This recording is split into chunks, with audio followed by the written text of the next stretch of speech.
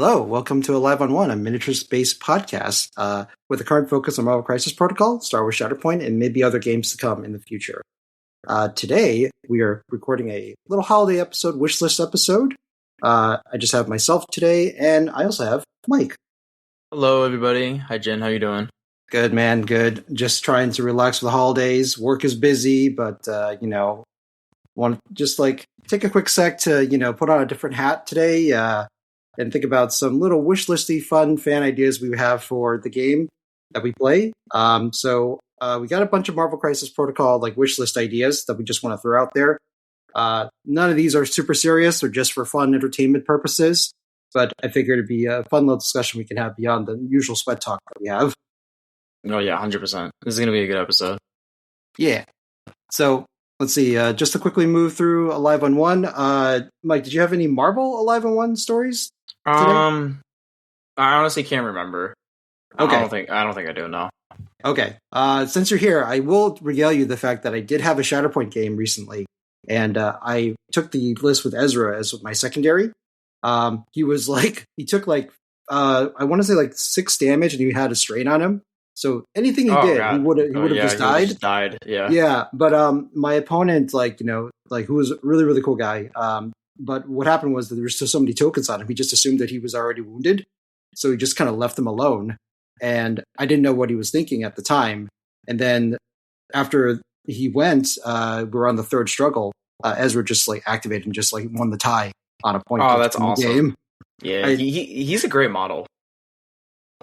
Yeah. No, winning ties in that game is so clutch. As a passive, what is it? An innate ability? Is that what you call it? Or yeah, it's basically for people for MCP. Ezra and the Inquisitors have an ability. They're basically Kingpin. It's Kingpin leadership, where if they come over to a point, they break ties. Yeah, exactly. Yeah. So yeah, he was really good that game. So yeah, just shout out to Ezra. That dude is he's awesome. He's a scamp. To compensate for that crazy ability that a lot of them have, besides Fifth Brother, all the other ones are pretty squishy. So they all can go down really easily and easily displaced. But that ability is still really good. There's only 5 in the game that have it. 3 the Inquisitors, Ezra, and now Fixer for the clones. Yep. But all of them except for Fifth Brother, they're all very squishy, so they can easily just go down. But they're great. They're great models. Yeah, I think Grief maybe has it too, the Carl Weathers character. Does he? I've never seen him on a table. I know Moff Gideon has it. Yeah, which is weird to have it on a primary. But I guess he does have it. I will say it is nice that basically in that game, anytime a character, when their card is revealed and they have that ability, they're always a slam dunk in it, every premiere list, because that ability is just really good. Just walk them over to break the tie to win the point, and in that case, just to win the game. I love Ezra. He's a pretty underrated model. I don't think a lot of people use him. Yeah, which is kind of wild. But yeah, as I progress through the league, I will probably catch up with you the next Shatterpoint episode on that. That'll be fun. Yeah. Hobby catch up. You got something down here, it looks like? Yes, I painted Agent Venom, Nick Fury, and the Grunts last week. I painted all of them at the same time because I was using the same color palette. Repainted all of them. I like how they all came out. And I painted Nadar Veb for Star Wars Shatterpoint. So that model, I've been told by so many people, he's not good in the game. And then sometime last week, I was just looking at a model in my unpainted pile to paint. I was like, I don't know who to paint. I was like, I want to paint a Mon Callum guy. And the only model I had was Nadar Veb. So I painted him up. I love how he came out. I have to send you pictures. I actually did him up because he looks awesome. And then I played a couple of games with him. And he actually wasn't that bad. I actually had a good time playing him. Yeah, he seems like a very specific design thing. So yeah, I'll be interested to see what happens as you play more games with them. Yeah, he's just too expensive. He's a 5 cost when he should be 4. He should be a 4-point model, not a 5-point. That's the only thing. I'll say turn one thing down on his card and make him a 4-point, but him being a 5-point is really hard to fit into list. Because for a 5-point model, he doesn't really have any displacement and he's kind of squishy. But he is pretty good once you get him into the thick of things. Yeah, I think he's designed out well for a job then. Yeah. All right, that's pretty cool. All right, let's move on to upcoming event announcements. So just a reminder, Captain Con is going to be coming up at the end of January. So the Friday, the is going to be on January 30th is going to be the singles event, whereas January 31st and February 1st is going to be the team event.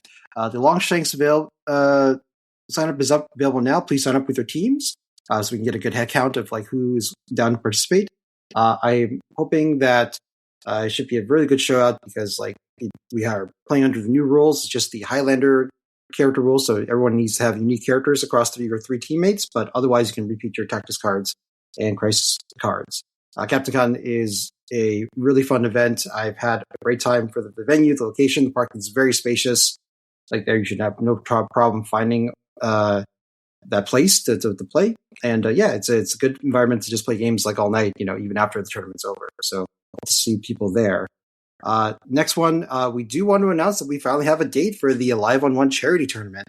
The last year was very successful, and we wanted to see if we can get another event off the ground this time. So Midgard Games and Hobbies in Derry, New Hampshire on March 21st, 2026 will be the next tournament.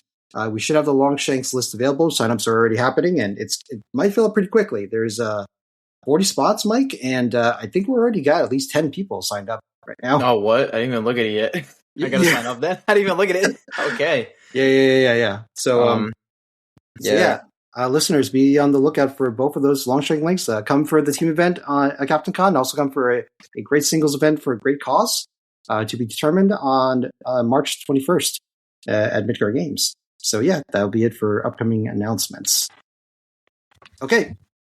Going into the meats and potatoes of our episode today, we would like to make some wish list ideas for the Marvel Crisis Protocol that we have played probably a lot of hours into. But now that we played enough, maybe we can take our hand in designing some for funsies characters. Yeah, me and Jian had a lot of fun with this. I was telling him before we started recording, I was having so much fun today making characters.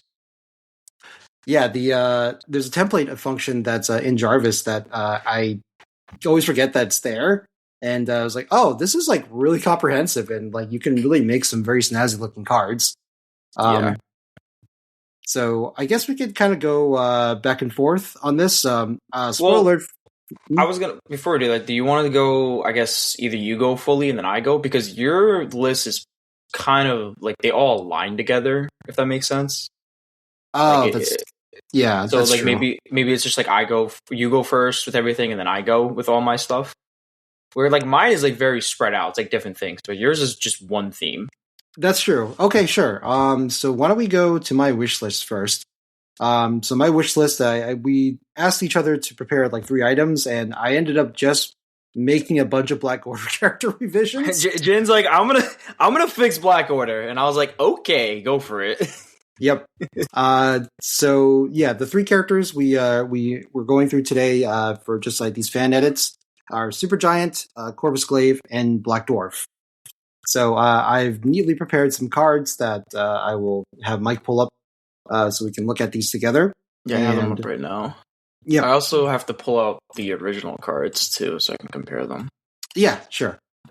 So as Mike is doing that, the overall design doc, listeners, is that I was thinking that Black Order should probably be a faction that really rewards playing within itself. So while the rules I wrote, I'm not sure if they're the most elegant, but the general idea is that we should encourage characters to take gems if they are taking gems. And also, if you're playing within the Black Order faction, that maybe you should get some more bonuses. And so we'll see how this sort of coalesces together. Whoa, I'm looking at the changes you did for Black Dwarf. Oh, that's awesome. I like that a lot. Yep. So the first one we'll go to is the Supergiant, much maligned model that we have at the moment. So, which is unfortunate because the actual model is great. Yeah, she is really cool. Like my painter did like an incredible job. She's like this levitating, like this cosmic mist, like that's coming from her hands. Like it's really cool, like the sculpt. And it is a shame that currently the current rule set doesn't encourage like her to be on the table more often. Yeah. For listeners that don't know, who Supergiant is, she's the 5th member of Black Order. She wasn't in the MCU, so she's just a comic book character. They didn't include her for some reason. So that is where she's from. Same with Black Swan.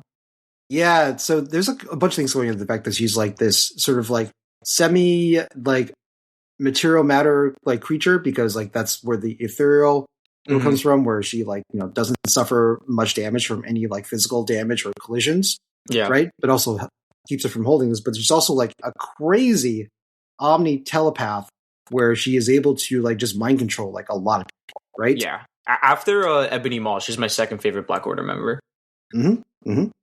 And she's also essentially a mental vampire. She can absorb your thoughts and memories, I think.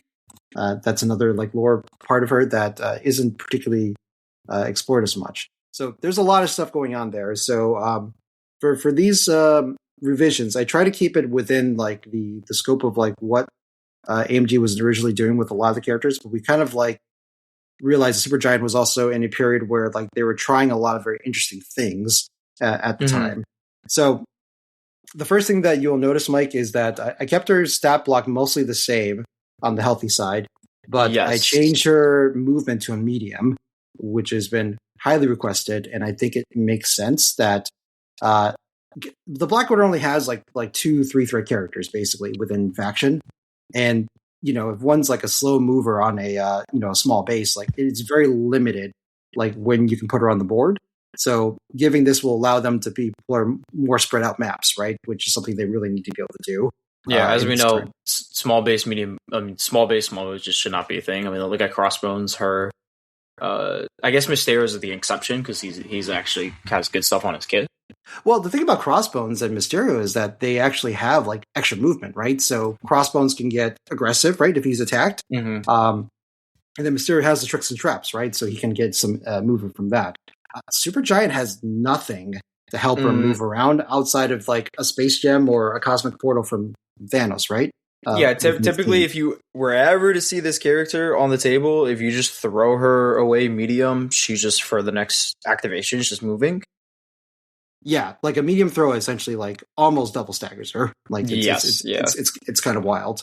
So to sort of make up for the fact that we gave her a medium move, and I also gave her flight as one of the innate superpowers that she has. So the reason is because she does levitate, and to me, I think that's close enough to counting as like it's like, hey, you don't really care about like difficult terrain, basically. I didn't even know she didn't have flight on her original card. No, it's rough, Mike. Well, I guess it doesn't matter because she's a small mover, so it doesn't really matter anyway. Yeah, I guess so. Yeah, but also if there's something that advances her, like let's say if you had a field leader from Cyclops or something like that, or a spider infected, like I thought it would make sense that she should be able to levitate over buildings. Yeah, you know what? It reminds me of like Electro. I remember when his card got revealed and he was a small mover and he had flight, and I'm like, what's the point? It just makes Bill hit him harder. But I guess like with the field leader and stuff like that, it's fine. But that's kind of the same gist I was getting. Yeah. So we sort of like helped fix her mobility, which is like the number one complaint I think they had about her. The next thing I took a look at was we kept the mental vampire gainer the same, but what we did was devastated intellect. Okay. So that originally was a 2 range 2, 8 strength, 8 power spender that it couldn't do damage. Okay. Instead, what it did was any damage it would deal, you just make the opponent lose that much power instead. So I think that was okay to keep. But what happened was that it was very overcosted because there was a trigger called I think like Devour or something like that. Devour Mind. Yeah, so Devour Mind like basically gave you this crazy Yahtzee chance if you get these very specific facings, either Daza model or KO model, depending if they're on the healthy or injured side. So I thought that this vendor was uniquely punished, like cost wise, because you had that super magical Christmas land situation that could happen. It ended up really hurting the ability for Supergiant to actually use that spender in the first place. While she has a passive ability that generates her extra power, it was very rare for her to get that 8 power, right? To be able to actually use the spender. Yeah. So what we did instead was that we locked into the fact it's like, okay, well, the stun stagger and the energy vampiring is really good. But we half the cost of this. So it's a range 2, 8 dice, 4 power instead. And the way I kind of use this is that most spenders, I think like a 3-7-3, like range 3, 7 dice, like 3 costs is like an average like kind of spender stat for a lot of modern characters. So if I just like, it's like, okay, well, we can tone the range down, turn the dice up, and then have these some good effects. So we change the trigger so that the stun is on a crit, the stagger is on a crit wild instead of it being a double crit or a double wild. And to sort of harken back that there was a Yahtzee where like you were looking for hits and skull faces, right, on Devour Mind. I just had a hit skull for something I would call an advance, so I named it Omni Telepath Mind Control. So after attack resolve, you can advance target character S. Yeah. I want people to keep in mind that she is a 3-threat, so her not doing damage on her spender isn't like the worst case scenario, because you're losing power and giving stun and stagger and advancing them short on best case scenario. Like if you do a crap ton of damage, you're just draining them and making the next activation really, really bad. For 4 power, it's good. It's not that bad on a 3-threat. Yeah, and I think this also finds in a niche that Black Order characters don't really have, right? They don't really have power drain specifically. Stun stagger is pretty rare, like in the affiliation. Yeah, and having like some sort of mystic advance outside of Ebony Maw, like it's still, it's that very classic like telepath ability, right, to move people, using your mind, right? Yeah. Well, it's also nice because Black Order wants to kill you. So if what happens when you hit them hard and don't kill them, well, she can come in and just drain the power that you just did. Yeah, and you can advance them in a position where like maybe they get blended by Corvus or a Proxima or a Thanos, right, afterwards. Yeah. You're still not going to use it all the time, but it's definitely better than what it was before.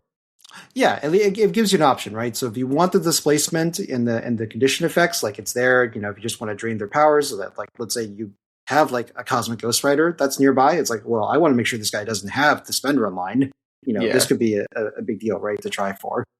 Yeah, I like this a lot. Yeah. So submit we kept to the same that tractor beam like grab civilians is a great power. That's a great design space, and I think she should still keep it. So we didn't change anything about that. Yeah, I like that. I like that a lot.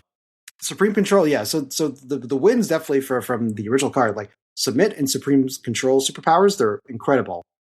Supreme Control, it doesn't care what kind of push it is. It just says generically, if an ally within 4 gets pushed, you can just pay 2 power to have them not be pushed. Is really good. It stops like impact webbings, like a lot of Spider-Man shenanigans. It can stop like pushes from the unexpected wedding guests, right? Which is kind of in theme. The Skrulls, they can't push somebody, right? Just basically, you don't have to bring in Dom. Yeah, exactly. Or it can stop Spider-Punk's push. It could, and that is a preview for a character that we're going to talk about later.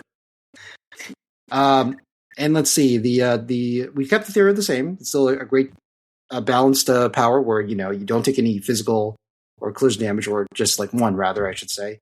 But you will drop any objection holding when you suffer a damage from a collision or a physical attack, which is an interesting balanced mechanic, and I like it a lot.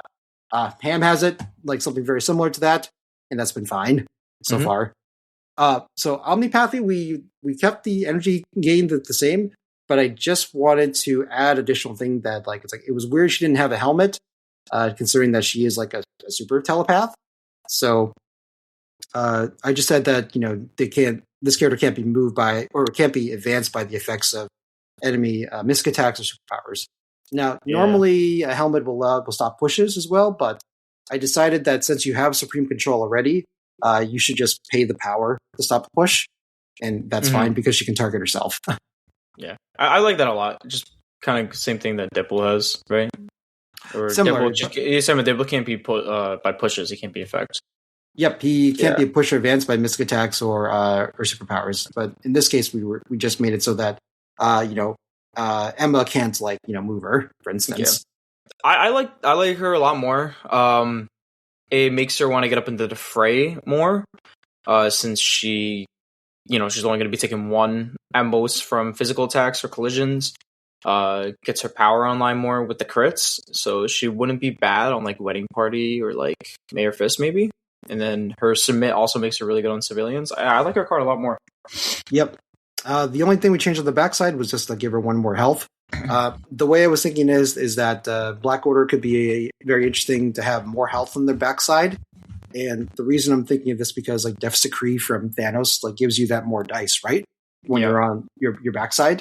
So maybe to encourage them to get to that state faster, we any health buffs like maybe we just like regulate to their backside instead. Yeah. I also like this maybe makes me want to put the soul gem on her. Maybe make her a 4th threat. I don't know if it would totally be worth it, but it wouldn't be bad to explore since she'll be getting a lot of power. And she can just keep doing supreme control. Yep. Yeah. So if you think that it's like a meta where there's like a bunch of like pushing, right? Like if this character were to be a live version, then yeah, supreme control could be like really the bee's knees, right? As far as like stopping like a lot of that control play. Yeah, I like it a lot. I think you did a good job, Jian. Thanks. Yeah, I mean, like it doesn't take much. Like really, this was like 3 big changes, right?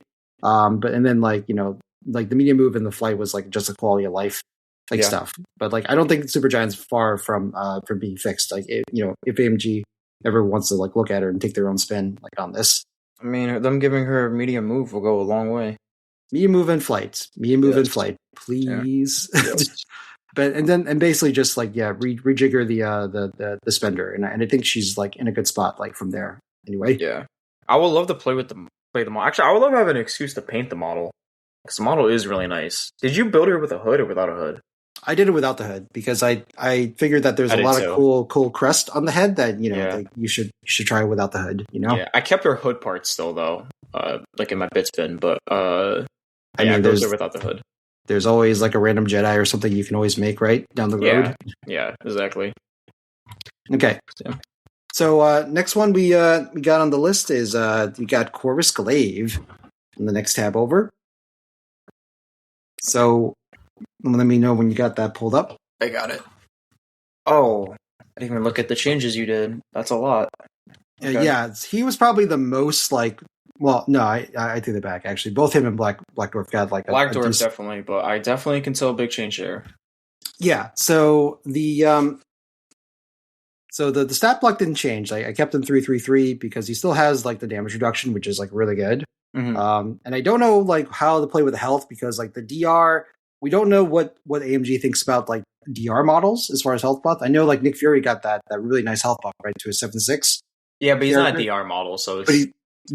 So we're not sure like how he's going to be, how they're evaluating that. I did give him one more health on the backside, like I said, to talk about the go ham as far as like being on your injured side goes.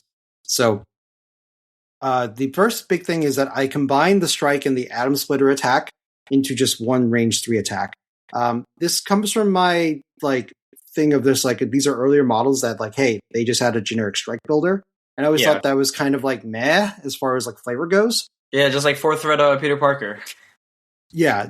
And like I said, this was just early design, I think AMG definitely has gotten much better as far as like incorporating more thematics like into all the attacks and every bit of text that they can in this. So in spirit of that, what I did was I combined the range 4 gainer and the range 2 builder into just a range 3 builder for 5 dice that has Pierce on it. But you also get to choose if it's an energy or physical attack.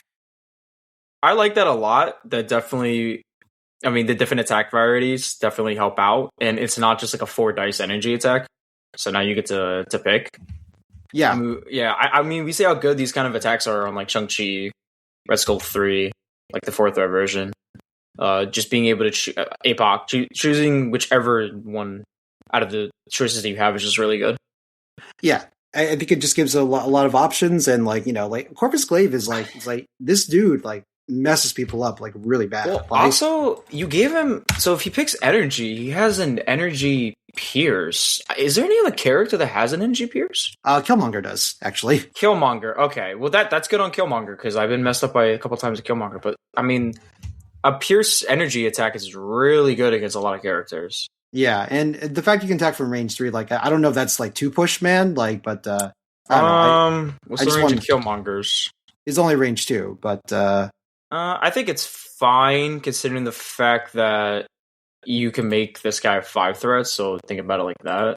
Yeah, so that's the other thing too, and then that's going to come into like the thought process later on in the sheet as well.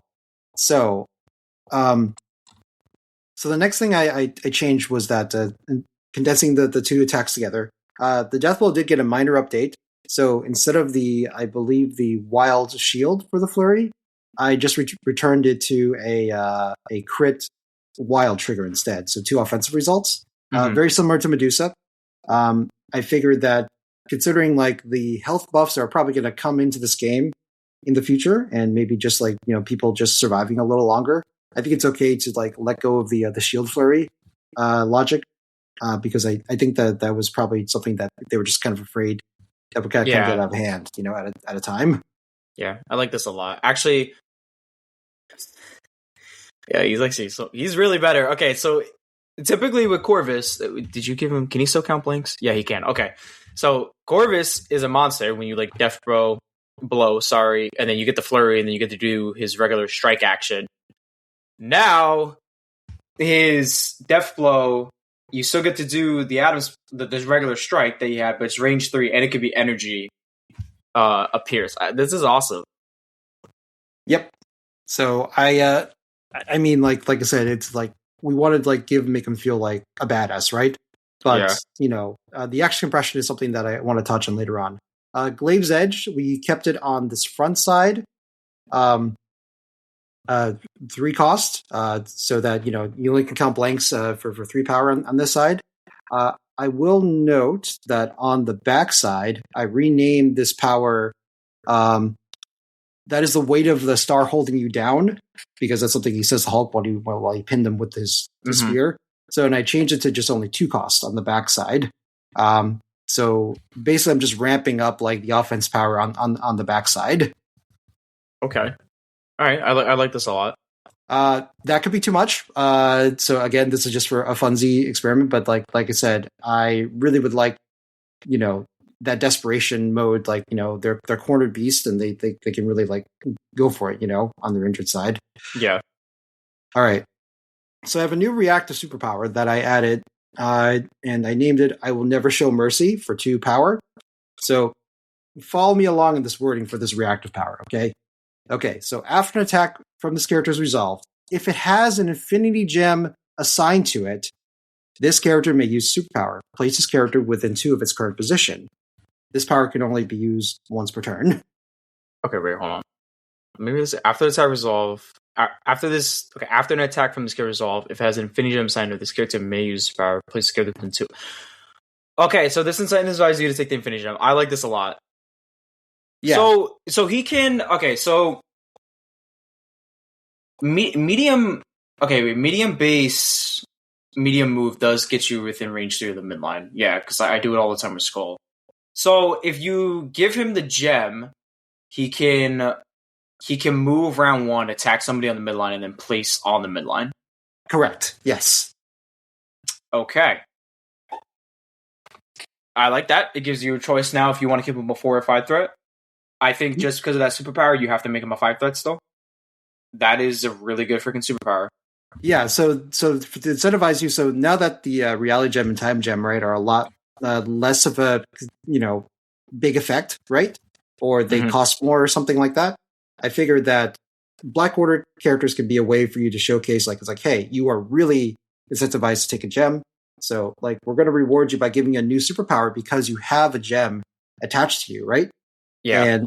And the way you trigger this additional effect is still by attacking, which is the thing that Corvus wants to do, or it should be encouraged to do with this kit. Okay, yeah. This is really good. Okay. Yep. So that's the idea. Yeah, it's like, hey, Corvus should be encouraged to just walk. Okay, so the smart thing with Corvus normally in this game, right, is to double walk to get on the point, right, to contest, right, and then you start blending next turn. Yeah. But now, now you give him a choice. Okay, I like this a lot, Jian. Well, you don't really give him a choice. You just get him, like, round 1, he does what he wants to do. Like, you want him to attack round 1, essentially. Yeah, and because he's got the Infinity Gem, right, or either the Rally or Time, he's going to have 2 power, right, to just walk, attack, and then, like, blip on the point right afterwards. Yeah. So, I think that'd be really cool. And then if you do any damage, right, then, if it's a pay to flip, you can, try to reflip the pay to flip, or if it's a tie, then you just like wait until next turn to see like, if you want to Glabe's Edge or do something like instead. Yeah. So that's that. Husband Approximate Midnight and Glaive of Immortality are exactly the same. I didn't change anything like on this, but for Corvus, I just figured that like if we just kind of make the attacks like a little better, and then also just give him some sort of like very situational placement, right? While encouraging the behavior of just like attacking with him. I thought that would be a really cool space for him to be. And then, on the backside, like I said, we upped his health to 7 health and we reduce his Glave's Edge equivalent down to 2 power. Again, that might be too crazy, but I don't know. Like, it's Corvus. Let's guy, rock a little bit, right? Plus, it's supposed to be a fun episode, so why not? Yeah, I like this. I like this change a lot. I definitely like the I will never show mercy. That superpower is really good. Yep, and like I said, it's just once per turn, so like I want to keep it from getting like too crazy from there. Yeah. Okay. All right. My last piece of like thing I was working on for a while is Black Dwarf. Chunky boy. Yeah. So my tour as an Humans player like really sort of influenced the design of Black Dwarf a lot, and you may see this as we go through this. Okay. So first of all, health spread. Okay. So he used to be a 6/8 health spread. We're finding that maybe like the 6 at the front is kind of rough sometimes as far as like bodyguarding as much or like just being around where you need to. So this is the one where I deviated from the like higher health on the backside and just gave him just a flat 7/7 on both sides. I'm not sure if he actually needs a health buff or not because 7/7 with DR seems pretty good already. So I'm not sure. I mean, A-Bomb has that. Oh, like, true. Yeah, like A-Bomb has the same exact stat line. But that's a 5 threat, man. This is true. So I think you can maybe. I think it's fine because he was a 6/8 before, and then he was on the backside. He was annoying to kill. So, I think it's fine how you have it. Okay. I mean, because if you kept him at 8 with the DR with these changes, that'd be a little too much. So I definitely think it's okay. Yeah, 8 health in the back, like for 4th, they might be actually kind of too hard to kill, right? Yeah, with these buffs, quote unquote, I guess that we're giving him. Yeah. Okay. So first thing we did was we gave Axe Strike an actual trigger. Before it was just a vanilla like hey, it's just a builder, 6 dice, range 2. You just gave power equal damage dealt. I just gave him a bleed trigger. There's nobody in Black Order that actually bleeds, hilariously enough. I did not know that. As far as I can tell, listeners, tell me if I'm wrong, but as far as I remember, nobody in Black Order is able to give out the bleed condition. What about Gamora? Oh wait. She is not Black Order. She is not Black Order, and she doesn't even give out bleed. She should be Black Order. Same with Nebula. Yep, I think actually she does give out bleed on her builder. I want to say Gamora. Yeah. Yes. Oh yeah, she does. Okay, I was right. Yeah. Her and Nebula. You know what? That should be the 4th one. Just make Nebula and Gamora affiliated. Like that literally should be the next one. I mean, I think a lot of people out there would probably agree with you there. I don't understand, especially Nebula. I don't understand why they're not affiliated. I get it, like they're supposed to go for like the Guardians theme. Maybe they come out with different characters and make them affiliated. But for a simplicity standpoint, just make them affiliated. And I actually think Gamora would be awesome in Black Order. I mean, I think she would too. Honestly, yeah. Yeah, but that's a different wish list. Like also, Loki and Wanda for complication. Yeah. You know who you are. Yeah. So yeah, we just gave her a bleed trigger. Gave him a bleed trigger on the builder. I feel it just makes it more exciting. Like it felt just so before. So at least this is something. So I think. Oh, sorry. Go ahead. Kind of like a big scourge, like actually, right? Oh yeah. I think we're at a point in MCP where I don't think, except unless you're a 2 threat, I don't think any regular strike should just be nothing. Like I feel like there should be something besides getting power if you do damage, like either a condition or whatever trigger that you want to give them for 3 threats and up. It's kind of like you said, it's like an old game design, but where I think we're at a point where every character should have something on the builder. I can't remember the last time we got a character that was just a plain old strike. Yeah, and I think that they moved away from that very quickly, right after the first like waves of models. Yeah.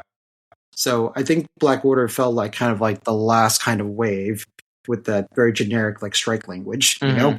Yeah. So yeah, we did that. And then we also upgraded Brutal End. Listen, here, guys. If Gorgon is able to get a throw stagger, like for 4 costs at through range 3, 8 dice, I don't know. Black Dwarf should get that too. Yeah, maybe, yeah. That's a good point. If Gorgon has it, why doesn't Black Dwarf have it? Yeah. So Brutal End, so we kept everything the same, except we added a before damage dealt. If the target's 4 or less, this character may be thrown S in any direction. Is this the same exact thing as Gorgon? Or does Gorgon need a trigger? His head, he needs to actually throw away. Away? But does he just automatically get it still? Yes, he still just automatically gets it. That's stupid. Yep. Okay, this is because I had to nerf Black Fury, okay, which is the terrain character throw. So instead of being a terrain character throw, I made it just a terrain throw. Okay. All right. I think that's fair. And it's still it's throw medium still. That's pretty good still. The terrain features is still just cost 2 because the damage from terrain is just like consistently 3 now across the board. You don't need to make that more expensive than it needs to be. So it can just be 2 now. This is also because I've also enhanced Enforced Oblivion. So previously, Enforced Oblivion superpower used to be, it's an action. You take a move action with Black Dwarf, and then the next attack he does is going to get 2 more dice like added to it. It was like 3 power too. It was not good. The 3 power to make you force through yourself a movement for an action, and also just you get 2 extra dice is not particularly compelling. I don't think anyone ever used it. Correct. I mean, I was just listening to the Danger Room, and like the guest was just like, oh yeah, we just erased that from the character card. We don't even look at it. When I first got into the game, the person I used to play with, they just played Black Order, and I played Webs, and it was like one of my first games ever. And he did that with Black Dwarf. He did that power. He then striked me, and just didn't do anything, and that was his turn. I was like, oh, okay. Yeah, it's a lead so loud feels bad. So instead, we did something kind of like a Shang-Chi situation. So Enforced Oblivion is now 3 power. It's an action, and the wording is now this character immediately makes a move action, followed by an axe strike attack. When making this attack, this character may reroll up to 2 of its dice. I like that. I like that a lot. Yeah, I figured you don't want to add dice because then you get into this King T'Challa like situation, and that's a 5 threat guy. This is a 4 threat guy. So I think the rerolls is like a much more reasonable, while still kind of feeling like you're getting 2 extra dice in the process. It's like Jane. It's like Jane's thing. Right. Exactly. But Jane's thing is that you can use any attack. That's why I just limited to axe strike. So I didn't want the charge brutal end. I feel like that would be a lot. Yeah. So to keep it more like I think they're just going for damage typically, and they just brutal end just happens to have like some control element to this. Yeah, I will say, Jen, I'm looking at the last thing that you put. That's just it's kind of bonkers. It is, yes. So bear with me on that. Okay. Yeah. Intimidating presence and invulnerable skin stay exactly the same. I think the fact that he's a big brute that can take damage and he just like is able to taunt is just like core to the character. So no changes there. All right. Yeah. The last thing here. Wait, can I say something before you get to the last thing? Yeah. So the last thing that Jin has, this isn't going to apply to this, but everything else on this card, you'll be amazing under Steve 1. Yes. The good old under Steve. Just walk, throw, round 1. Oh, I get my bodyguard or whatever for 1 power under Steve. Let's go. Yep. So here's the thing, okay? A lot of the stuff at the top, in a normal affiliation like Black Order, it would cost power, right? And so because of all the upgrades I gave to Black Dwarf, I didn't want him to just be splashed like everywhere, right? Or at least like he'll be situationally splashed because to fuel this, I decided to give him something very similar to the Lockjaw Good Boy innate superpower. So I looked at a lot of wikis and stuff like that for Black Dwarf, and all I know is like he's just like the solid, loyal dude, right? but he's very specifically loyal to specific individuals. Okay, so my last innate superpower that I added to this character is called Loyal Servant, Suitor, and Brother of the Black Order. That is because, okay, and then let me read the superpower here. Okay, when this character begins his activation within 2 of an allied Thanos and Mad Titan, or an allied Black Swan, or an allied Proxima Midnight, or an allied Corvus Glaive, this character gains 2 power. Yeah, why not? Why not? I mean, just turn all his things on round 1. Yeah, because you're taking him in Black Order, right? So like he should feel explosive in Black Order. You know, I like, okay, so like the good thing about this kind of makes him honestly, I think this makes him the preferred 4th threat for Black Order, because what he can do round 1 now is when he goes, he can move, pick something up, move again, and throw somebody off a point. Not throw somebody, throw terrain, sorry, at somebody. Yep. So again, we changed the Black Fury so that we didn't have that play pattern anymore. Yeah.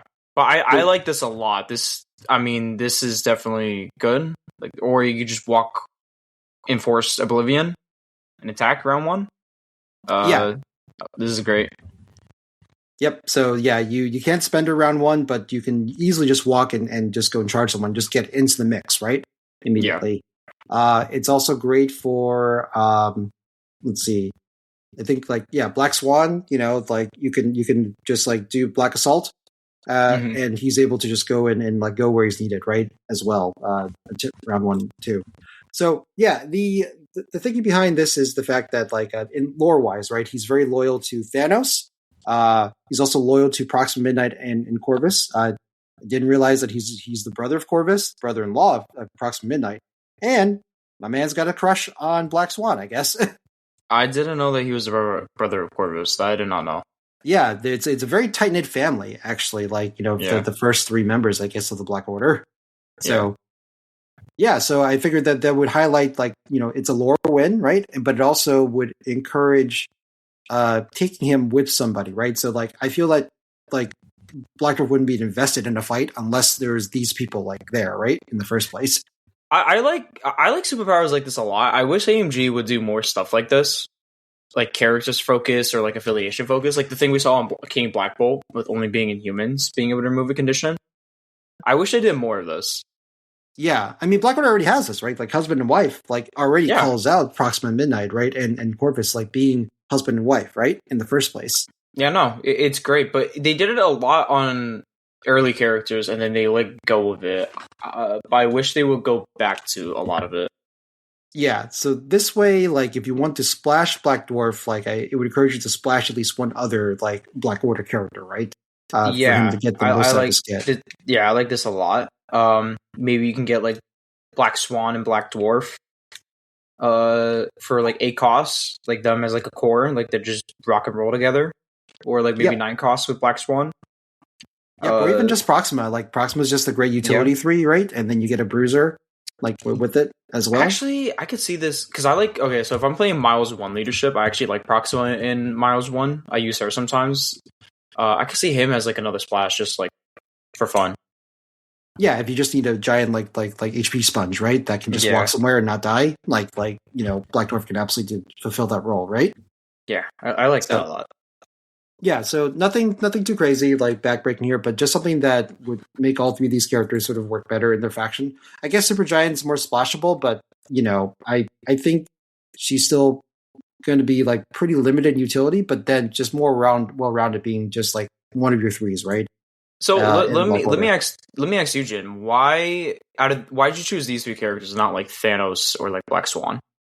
Well, Thanos has already gotten like, as he's been revised like so many times, I did not want to touch that thing like again.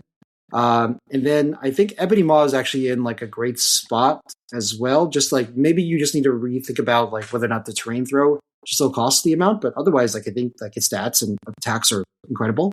Yeah, Ebony Maw is good. I love Ebony Maw still. Yeah, Proxima, like I've got to play Proxima, and like I think she's really good. Like I don't know what I would change her other than like whatever you think is appropriate as an HP buff, if at all, for a DR model. That's a 3 threat. I have one thing. I would change to Proxima. Just make her spur throw gainer. That's it. That is it. Because the reason I say that is I know this is like this is probably maybe it's like a me thing, but I've seen it plenty of times where when I was first using her, I just assumed it was a gainer, and I always kept giving her a power, and like other players did the same until like you realize it. And it's not like she has. It's not like she has like a lot of stuff to spend power on. Like if she's being splashed, she only has martial prowess and like the spender. You know, it's not a lot. So I think making it a gainer is fine. Yeah, you might be right actually there because she does need power for her defense tech, right? Yeah. In the first place. Yeah, that way she can like move around one. She can move, like pick something up, and then maybe like do the spear throw. She gets next to somebody, and then like top of round 2, she has enough for martial prowess. Yeah, and I guess it depends on whether or not they wanted to have that, right? Because you know, a range 3 5 dice place with a poison trigger, like, is really good on its own. So I guess it depends, like whether or not they think like the gainer is going to be necessary, right? Well, I'll tell you this: I would rather her have it be a gainer and just give her the poison trigger. Sure, but the idea is that the spirit like does make people sick, right? Sort of like, you know. Yeah, that's just me wish thinking though. I've always wished it was a gainer. She's a great model still. Like she's not bad. No, I mean I think she's like actually a really good 3-threat splash in like a lot of lists. Yeah. I think if you want like with the new HP buffs all coming, like if you don't want to give her the gainer, just give her more health on the front side or back side. Probably backside. Yeah. That's the theme you've been going with the Black Order. Yeah, I think that'd be pretty cool, right? And just like that would encourage like a better play, right? In under Thanos. So yeah. So yeah, that's my Black Order like you know, sampling to see like, you know, it's like, hey, if I got the keys to the kingdom for a day, you know, to fix these guys, like I think these changes would keep them pretty reasonable, but they'd be a lot more fun to play within Black Order, which is I think what they're heading towards because like Thanos clearly is like the best that he's going to be like in Black Order, right? Yeah. No, 100%. Well, let me ask you one more thing. For Black Swan, yes, you didn't decide to change her. Is there anything you would change about her? I really like Black Swan's kit, and I think the thing is all the abilities are really good. It's just that she kind of needs the power gem, right, to be able to fuel that.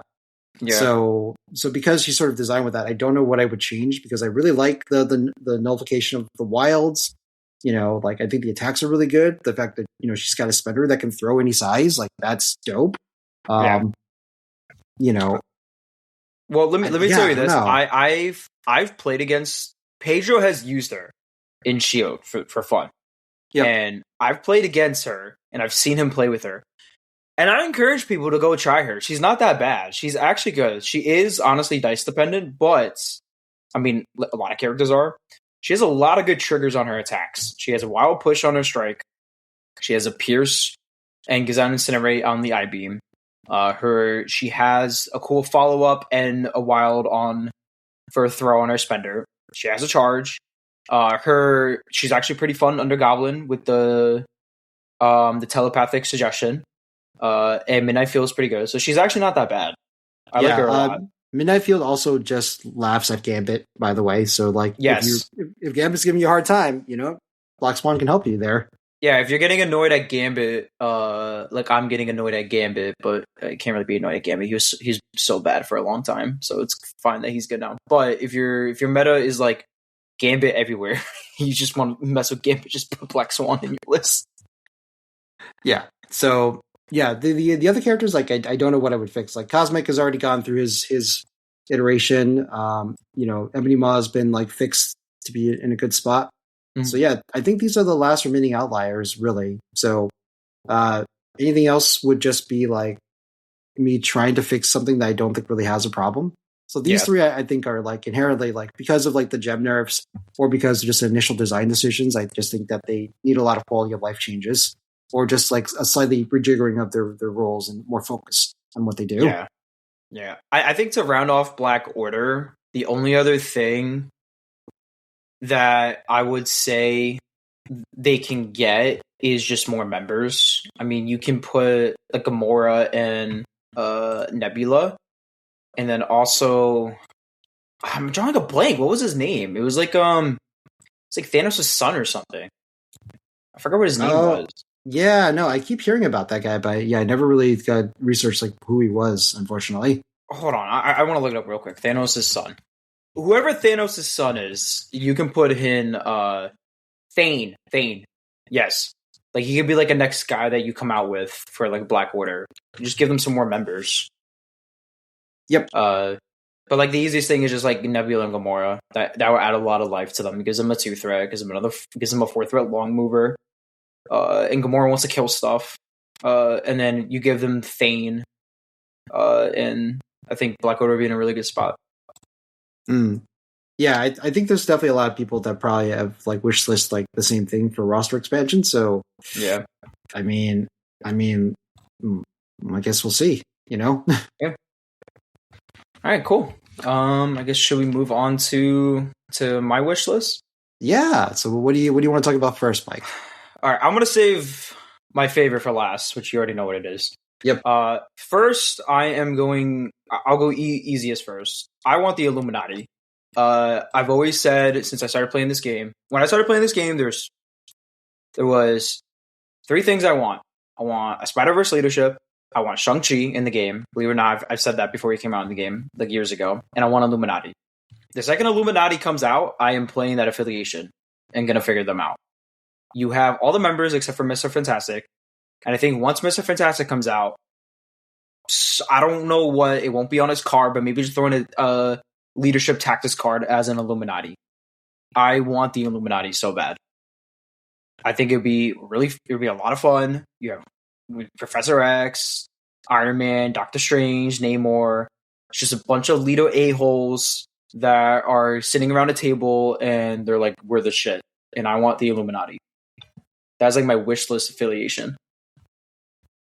Oh, okay, yeah. And I'm looking at the Marvel website here, so let's see. Yeah, Beast is in there, so he's a good guy there.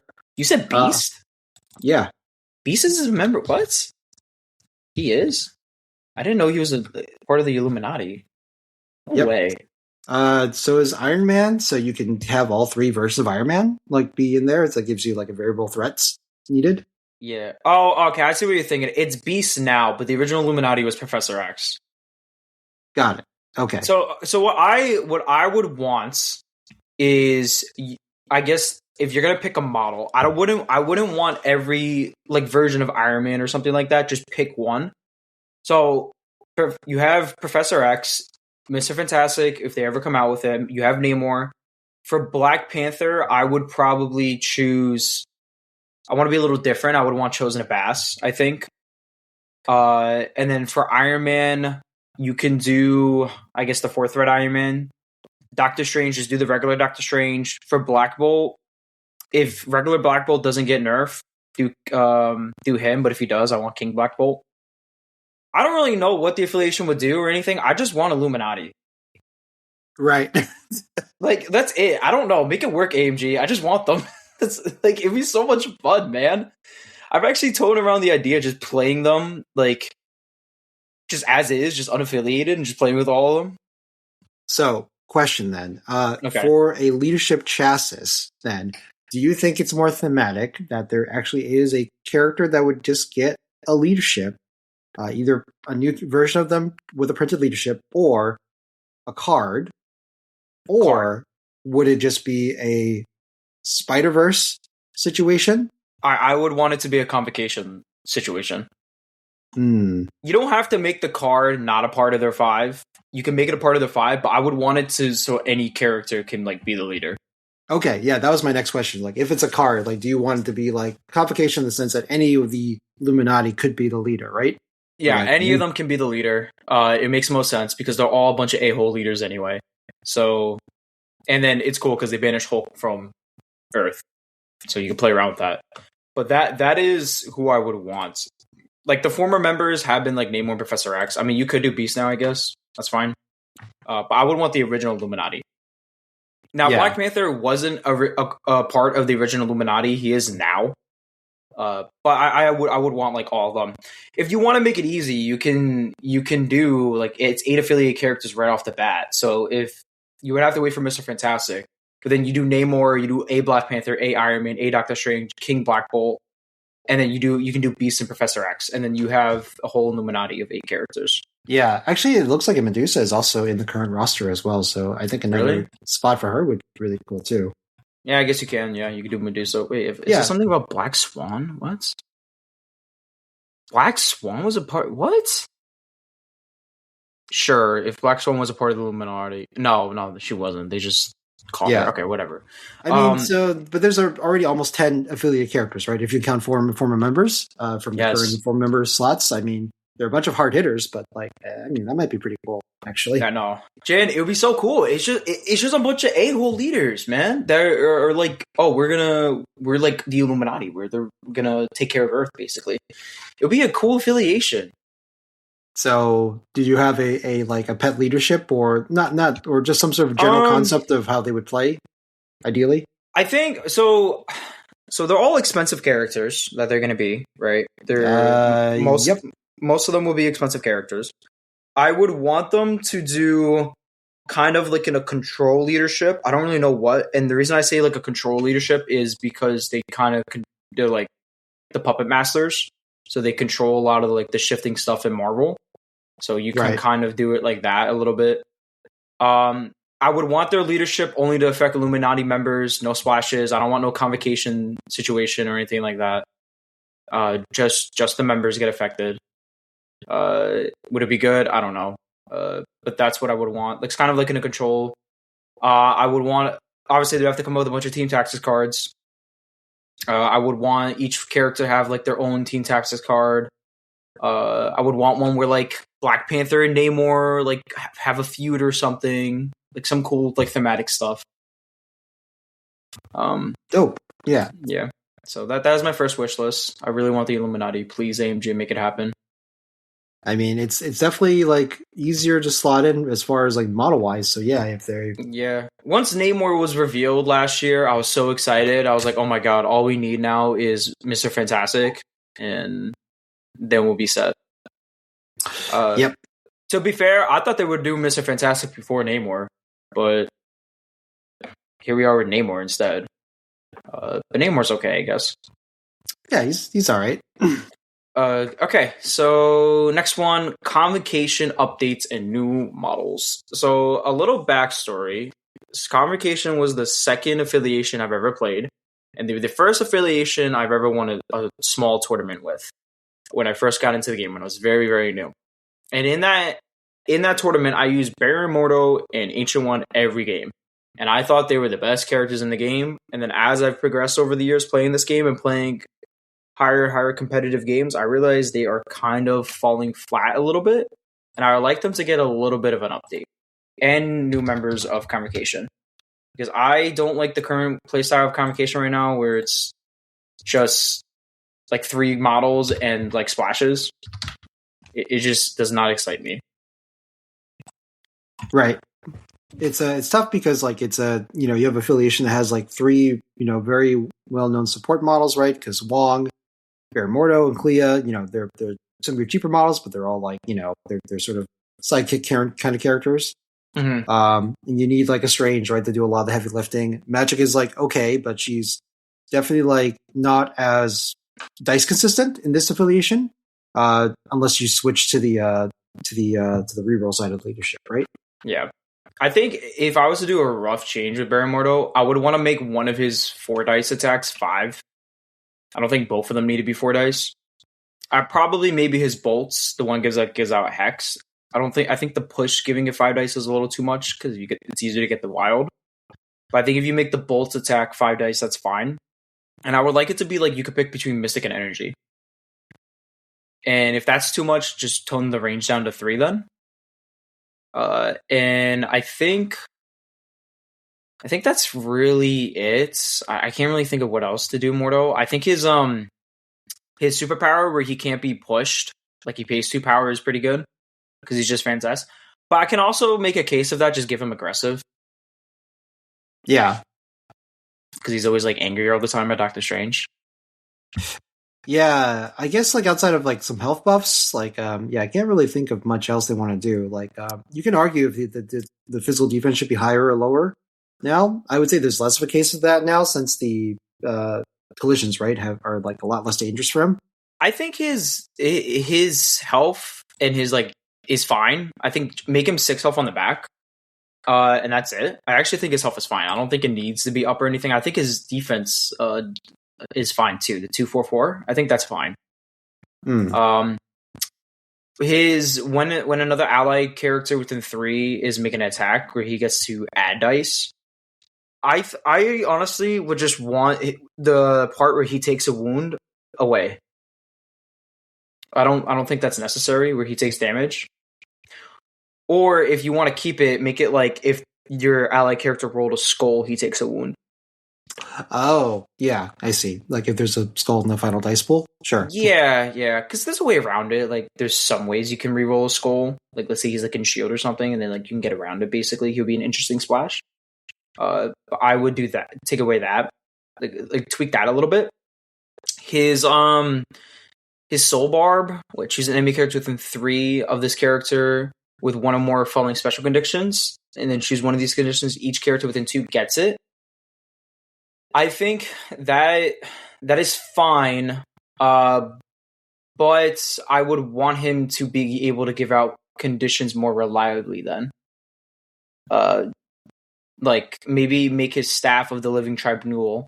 Am I saying that right?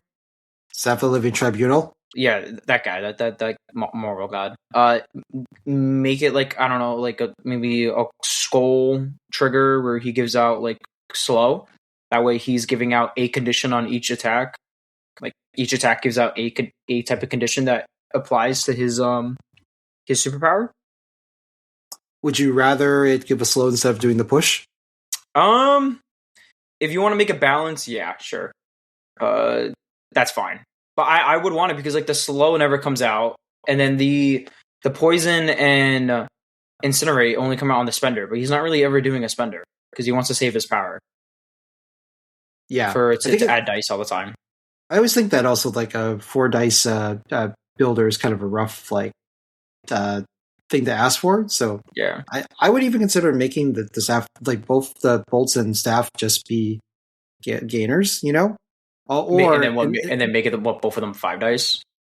No, okay. So let me rephrase that. If staff of living tribunal stays at 4 dice, I should say it should be a gainer. If like you said bolts is going to 5 dice, I would make that builder instead. That's fine. I think that's fine because he has a way to gain 2 power anyway. Yeah, I think that's fine.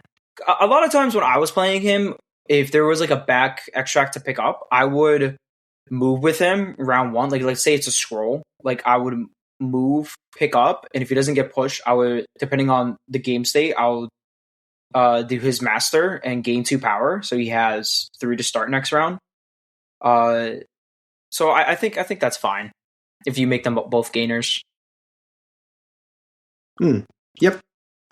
Okay, let's do Ancient One. I didn't really think about changes that much for them, so I'm kind of just like going off the top of my head. We're doing it live, and that's okay. Yeah. Ancient One, she's just too squishy, man. That's really it. Just buff her like defense. If she's not within 2, she kind of just dies.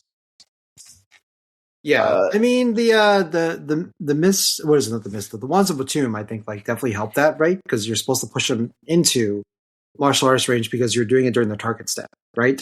Yeah, it's true, but it's maybe I was just always playing her wrong. But it's like I feel like she's also sometimes power starved. I mean, yeah, she gets 2 power return, but she wants to do her mist a lot. The thing is though, when she gets within 2 of somebody, she's, even though she counts blanks, it's still only 2 physical.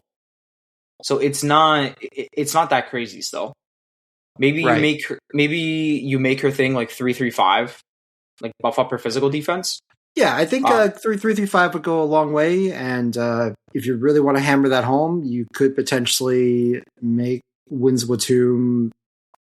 Maybe it's okay to make it 2 power. Yeah, I think that's fine. I would also like her fangs to be 5 dice because you never really incentivized to use it that much.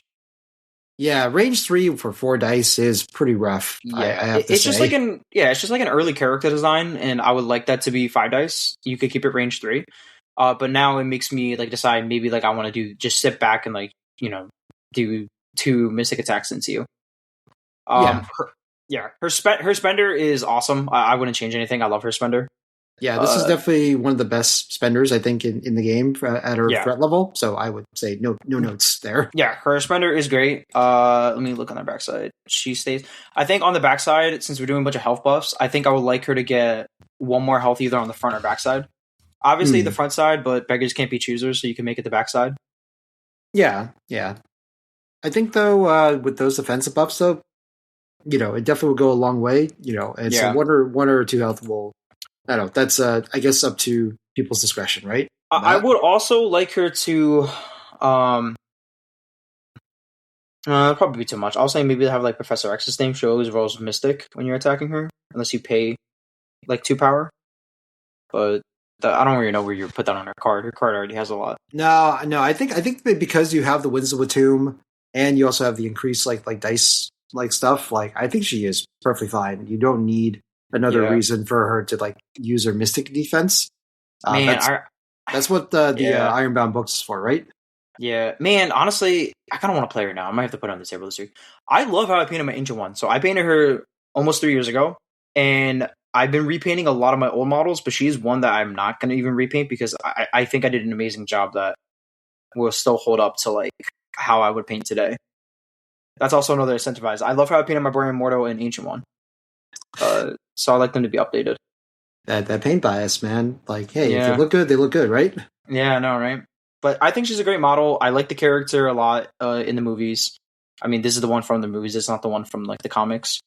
But I would just like them to get a little bit of change because they're not even in like most convocation lists, and I think it's kind of a shame because they're great models. So I like them to be in there a little bit more. Yeah, I think just like I said, quality of life changes, right? You don't need to change the kits like that much. Just rejigger Yeah. like an attack dice and some cost of powers, or just like minor health or defensive buffs, right? Oh, you know what else I just thought? Her Fangs attack. I would like that to actually be energy instead. Is there a reason? Well, I mean, like there a lot of times like these wizards are like throwing energy stuff, and it's represented a lot of times to be energy attacks in the game. So I would like her to have like a different attack type, either her or Mordo to have an energy attack, one or the other. You don't have to make it both. I mean, but that's what Doctor Strange is for. Yes, Jim, but I would like her to have an energy because she's yellow. So like how she looks, That's it'd very be nice. colorist of you, sir. I know. I think that's it for convocation. Just update them, give them some new models. Like maybe who's the girl from the MCU that just had her show? Agus something, whatever her name is. Oh, is it Agatha? Is Agatha. Yeah, I don't know her full name. Maybe come out with her. So she's Yeah, like yeah. There's Agatha Harkness. So maybe that's. new Scarlet Witch. If you don't want to make the old one convocation, same with I Loki. I mean, I would love a Scarlet Witch buff and her to be like in Convocation. Convocation. Yeah, I agree. Yeah, same thing. Like do you think it'd probably be fourth red Loki, right? That you put in here. Yes, not 5 threat, 4 threat Loki. I think 4 threat Loki would be awesome actually in convocation. Yeah, yeah. He probably just needs like some sort of some quality of life stuff. He's also an early model that needs like probably help as well. He has just a regular strike, right? Yep, yep. You can Yeah. tell he's an old model because he's got just a thing Yep. that says strike. You know what? But he's still one of the most annoying models to play against in the game. Correct. Yes. I think honestly, if you just give him 6 health and then you give him something on the strike, I think he's fine. Yeah, probably just get a little more bitter flavor. Mhm. Yeah, and some health buff. He's probably like good to go. Honestly, If you want a great model to go against Shield, just put in Loki. Got a mischief in your list, and I know Maddox will hate you forever. Good stuff. Yep. Okay.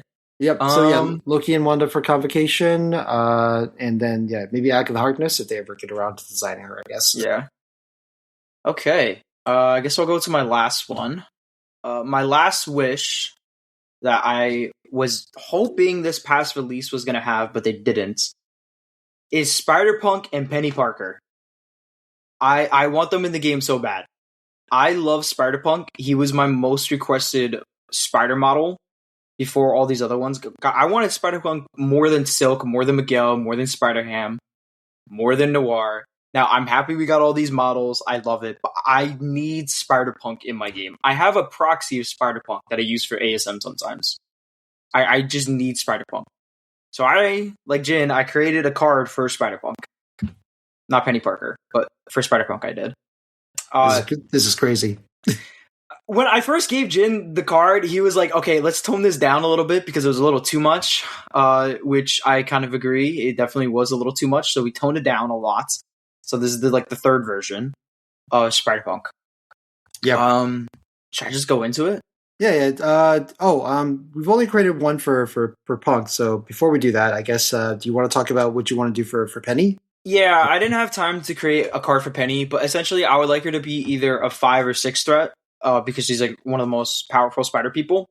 I would want her on a big base, which fits with the robot, Make her a 5 or 6 threat. Maybe a 6 threat because we already have 2 5s. I think that's fine, but she's one of the most strong spider variants. I think she's like in the top 4 or 5 or something like that. So I think if she's like a 6 threat on a big base, that is fine. Make her like a small move or whatever. And I don't really know what I would want her. The original concept that I had, like the only superpower I came up with, was give her kind of like strategic genius, but it only works for Web Warrior characters. Oh yeah, that'd be good to just make sure she doesn't get splashed like everywhere for another. Yeah. Like it's just Web Warrior characters that get affected. You can call it something else, but it's only for Web Warriors. And the reason why I would only make it for Web Warriors is because she'll be on a large base. You wouldn't want her just to be like splashed with a large base and have like an ability like that. Oh yeah, that'd be pretty ridiculous. Crazy. Yeah, but Web Warriors not having a 6 threat, like maybe that is a interesting like niche that she could be in, right? I think that would be cool. You don't really need another 5. Definitely don't need 4s or 3s or a 2. Like I think a 6 would be a cool design space. Yeah. Would you? Does she transform in the? Okay, so thematically, okay, does she fight as much out of the robot as in the robot, or is she just mostly in the robot? It's mostly in the robot. Okay, all right. So you don't need to transform mechanic for it then. Got it. But what I would want the model to be is, you have like the robot, and then you have Penny Parker just sitting on top of it. Got it. Yeah. I would want something like that. Would be pretty cool. I don't really know how you would do it, but I mean, like, she is the daughter of Peter Parker, or granddaughter, whatever it is. I mean, you could certainly. I mean, like, there's multiple characters like on larger bases now, right? So you could absolutely do like a robo chassis, and then like here is Penny Parker like sitting on the robot or standing on the robot, right? Yeah. I think it would be cool. If she was something like that, but that's the only ability I came up with. She just has like some sort of strategic genius just for the Web Warriors, just because she's on a large base. Yep. So yeah. Okay, so Spider-Punk, alter ego is Hobie Brown. So I would like to, before I start, the original iteration, he was a 3 threat, and Jian told me he has to be a 4 threat. So he is a 4 threat now. He was bananas as a 3 threat. Just letting you know that. Okay. So stat line, he is 3 physical, 4 energy, 4 mystic. He is 6 health. He's a 4 threat. He's size 2, medium base, medium mover. Pretty good. That is where we're going to start. I think that would be cool to give them. Now, the reason I want him on a medium base is because I would want the physical model to have like speakers in the back of him. He's like, playing guitar and having a good time. You can't really fit that on a small base. But also, he just has that presence, He's a medium-based presence. Oh, yeah. Okay, so first attack is called Smash the System. It is an energy attack. It's range 3, 5 dice, power cost of 0. After attack resolve, this character gains power equal to damage dealt. On a wild, after attack resolve, place this character within one of their current position. It's pretty good. You can walk up, attack someone in the midline, and then you can potentially get on the midline. Yep. The reason I wanted to do this is because if he's under Spider-Verse leadership, if he rolls a wild or skull, he can get up on the midline. Yeah, I think that's good. Yeah, him just like teleporting all over the place. Like Because I'm thinking about Into the Spider-Verse, the second movie. Mhm. Beyond the Spider-Verse, right? That was the second movie. Yeah. Yes. Yeah, like that dude was just kind of glitching like all over the place, and it was like Yeah. great. Yeah. He was just like going over, talking and stuff. So yeah, that is kind of what I was going for. Okay. Second attack is called Riot System. It is range 3, strength of 5, power cost of 1. It's an energy attack. After the attack resolve, if damage was dealt, this character may advance to Defender S. Nice. So this is our Charles Xavier like mini spender, right? Yeah. The original thing was it was 4 dice, range 4, power cost of 1, and it was just you advance the target character S no matter what. But somebody told me that was a little too strong on a 3 threat. Yes, on a 3 threat, I think that there's nothing else kind of like that. Like No, it's not. It's kind of ridiculous. having auto displacement, like granted, it costs 1 power and an action, Mhm. but that's still like really good, dude. Yeah, I'm not denying it. So we changed that. That's what it is now. Okay. So like the theme I was kind of going for him was there's not a lot of energy attacks in webs besides outside of like Spider Woman and like AV. So I really wanted to have another attack type user, and my kind of thought process is he's playing the guitar and it's like different rhythms and different types of music, so you get different attack types basically. Yeah. I also don't think it's above him to just like use like tech, as needed. Mm-hmm. So his second spender is called Power Chord Smash. It is a physical attack, area 2, strength of 6, and power cost of 4. After the attack is resolved, if damage was dealt, the target character gains slow and incinerates. Special conditions. So you kind of just like body slamming the crowd, getting up in there, and if he does damage, he gives you slow and incinerates. I originally had it as slow and shock, but I changed it because Noir Spender is slow and shock, so I made it incinerate instead. And I think, more web characters having access to slow, he has now slow on his spender if he does damage. Yep, synergizes with the slow builds a little bit, and yeah, Mhm. the incinerate. I feel like as a general anarchist, fire is something that he would play with, right? Yeah. So what do you think of his attacks, Jian? I like these attacks a lot. You have displacement, but you also can place yourself. You can choose what makes sense at the time. And I think the spender is very opportunistic, like great conditions you can put on people. So yeah, no, I like these attacks. It fills a niche that we don't have a super easy access to right now.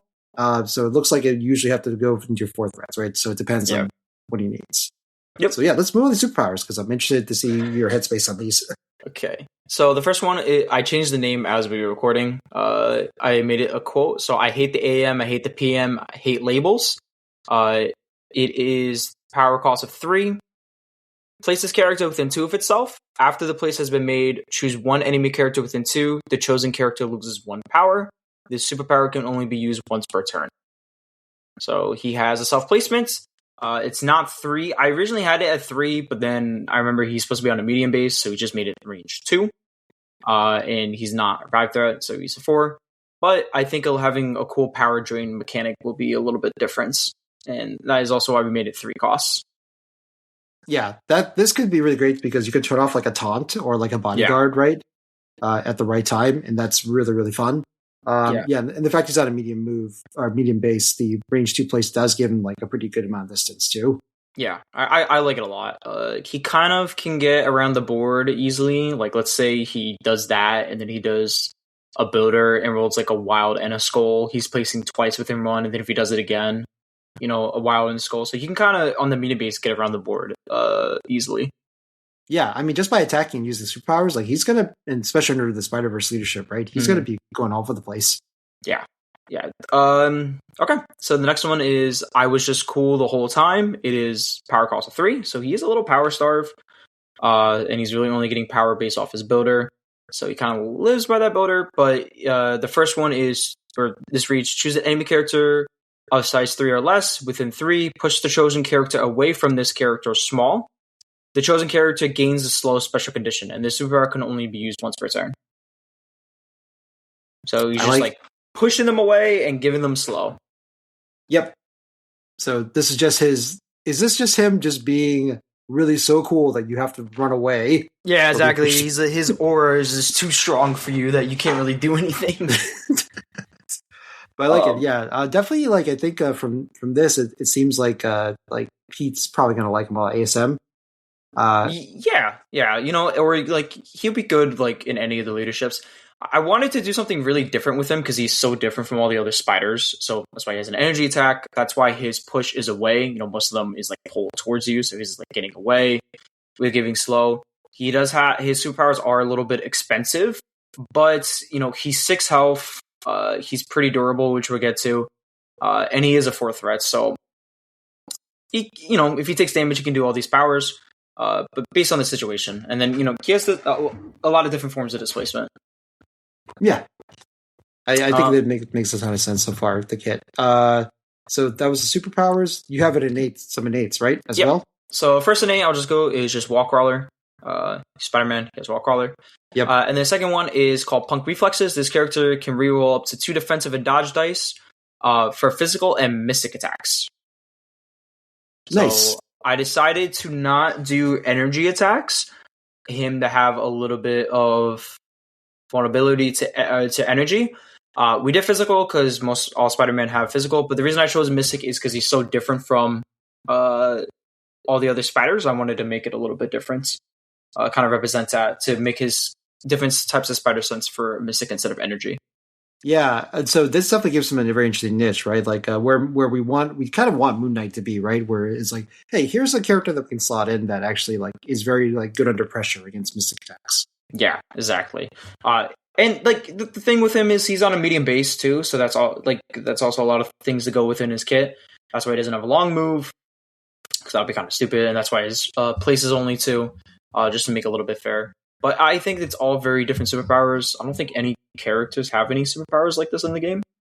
No, there definitely isn't anything like the do damage and move a character S like is pretty unique as far as energy attacks goes. Mm.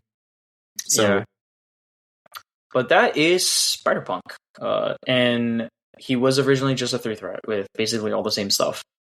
I wouldn't say the same stuff. I think that they add a couple dice here and there and extra range and power. Yeah. Here, I was just like, bro, this is a 5 threat model. What are we doing here? Okay, can I go over the 3 threat card real quick?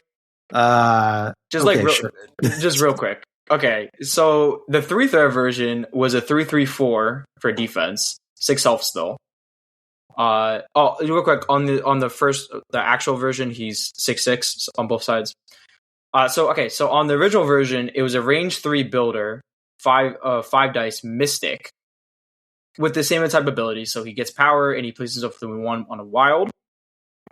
His second attack was the same riot attack, the energy one. But it's range 4, 5 dice, 1 power, but you just automatically advance the defender shorts. His spender was the same, except it was before it damages out, the target character gains slow and incinerates, so he just automatically gives it. His stage dive was place his character within 2 of itself. After the place has been made, each enemy character within 2 loses 2 power, and it wasn't once per turn, and it was only 2 power to do, which is kind of ridiculous now that I'm saying that. And then his push, I think his push one was the same. Yeah, that one we didn't change. That was the same. Yeah, stage dive was absolutely bananas. Like that is the most efficient power drain move like in the game, bar none. That was not okay. Yeah, it was not okay. And then I was like to Jian, what if I make him a 4 threat? He's like, no, it still has to change. So we changed it. Yeah, we basically just made it an aggressive famine hop, basically. So famine, you have to drain, then bounce away. This one you bounce, then you drain instead, which I thought was like a good parallel. Well, what I was imagining, it was like he just like keeps diving onto your opponent, just like dive, like he's just going rock hard and having a good time. It's just like, I'm gonna drain your power. Do you understand the madness that this guy would have if he starts with 10 power? I know, but like, how often is that going to happen? Probably a lot. More often than you think, is what I'm going to say. And then an all-webbed up turn, giving him a 7-die Mystic Builder is kind of ridiculous. Yeah, that was That was something. That was a choice. Yeah, so we changed it. It's definitely a lot better. But I had fun making the character. Yeah. So yeah, this is a lesson that like it's like, hey, if you guys haven't checked out the custom card feature on Jarvis Protocol, please try it out. It is a great time actually. You can put as much or as little into it. You can just do joke cards, which we do for our team tournaments on that. But this was actually a very fun exercise to do, and I was happy to workshop this with Mike. Like making characters is really fun, and I hope the staff at AMG also have this much fun making these guys as well. Yeah. I mean, I can definitely see like the developers now having fun making characters, with, coming up with different things. You have people like me that just go over the top, and then you have people like Jian that's like, "All right, we got to tone this down." Yeah, I don't know. Maybe. Well, okay, all right. Maybe this is what it is, Mike. You're the ideas man, and I'm just the engineer, right? Yeah, let's just like, let's engineer this. Let's rein this in, ideas man. If AMG ever listens to this episode, and then if they ever come up with Spider-Punk and they have one aspect of my card on it, oh my god, I think I would die. I don't know. That would make my year. Yeah. So again, this is all for entertainment purposes. We have no idea that like if anyone even will listen to this. But just let us know. But just letting you know, we don't think we can design characters better than AMG or anything like that. So no, not at all. This is just a for funsies exercise that we decided to go on through for this Christmas break. So I'll also mention that audience and listeners, we will try to put up links to all the cards that we've talked about. I know this is an audio format, so it may be hard to follow along, but the links in the show notes should hopefully contain copies of these cards that Mike and I made for Spider-Punk and the Black Widow characters that we made respectively. So, have fun, take gander. Let us know if you think we hit the mark or we missed terribly, and it's like oh, these guys are really bad at this, or they're really they're all right. They're like all right at this.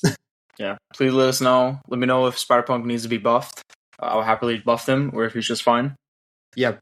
Really, Mike's just looking for more reasons that it's like, Jian, the people have spoken. I need a 7-dice builder on a 3-threat. Yes, exactly. And he has to be Spider-Punk. That's just my biggest wish list is Spider-Punk. Yep. There's nothing on the card. It's just a stat block and a 7-dice mystic builder, and that's it. Oh, I know. Well, I find it weird that they release Silk and not Spider-Punk. Now, okay, so here's the thing. Silk is big in the comic, like the Spider-Verse comic, and Spider-Punk's not. But the boxes are clearly based off the movie, so why would you not release Spider-Punk and Silk instead? Yeah, I do wonder about that too. And maybe it's like, I don't know, it could just be like it's like, hey, we can fit 6 models, so what do we want to do right here? Well, or like counterpoint is the boxes are based off maybe like the first movie, but then where's like Penny Parker? Yeah, that's true. Now, here's the thing. I'm happy we got a new Miles. I love the new Miles. He's the most fun in the box for me. Actually, that's a lie. Silk is number 1 than him. But if you were to ask me before the cards got revealed, I guess, I would rather have Spider-Punk instead of a second Miles. I mean, you're probably not wrong. I think people would have like want a Spider-Punk, right? Because that's more aliases, right? There's no overlap there. But I think maybe it's just one of those things where like they played the PlayStation 5 game, right? And they're like, it's like we are really inspired to make a Spider-Man Ultimate Miles right now. Yeah. And maybe that's just what it is. It's like whatever the developer. I'm just guessing. I don't have any insight on this. Is like, well, I imagine what the story could be is that you have a bunch of characters, and someone just needs to have an idea of what they want to do with it, right? And maybe these are just the characters they had ideas for, right? Like they don't really know what to do with Penny. They don't really know what to do with Spider-Punk, right? Yet to make them like different from the pack. Yeah, I think if they were ever to come out with Spider-Man and like, let's say it's like a 3-pack, I'm assuming, or 4-pack, I would want it to be I would want it to be Spider-Punk, Penny Parker, Superior Spider-Man, and either because they usually when they come out with a 4-pack for an existing affiliation, it's usually like a rename of a previous character. So let's just say like a new Peter Parker. I would either want Cosmic Spider-Man or Cosmic Spider-Man. So yeah, that would be like my dream pack next. Oh, what about Peter Parker? Who? The car version of Peter Parker. Oh, the car? Oh my god. No, dude, they should come out with the dinosaur. Oh, that's true, yeah. The dinosaur, dude, that would be awesome. Yo. Yeah, man, come on. The dinosaur Peter Parker, or like a cowboy one. Oh, you know what? Yeah, Cowboy Spider-Man is pretty dope. Yeah, that would be cool. Okay, yeah. I'm down for that 4-pack. That sounds like a cool 4-pack. But like if they were to come out with like Cosmic Spider-Man, he has to be like a 7 or 8 threat. And then if they were come out with like Superior Spider-Man, I mean that would be, I don't know, make him like a 4 or 5. I don't really know. I would be, honestly, if they were to come out with Superior Spider-Man, I would be mad if they gave him the alias Peter Parker and not Octavius. I'll be kind of mad about that. Yeah, it's tricky, right? Because it's the body versus the brain, right? So like, I'm torn. I could see them doing that though for some reason, but it has to be Octavius. I'll be a little annoyed if they make it Peter Parker.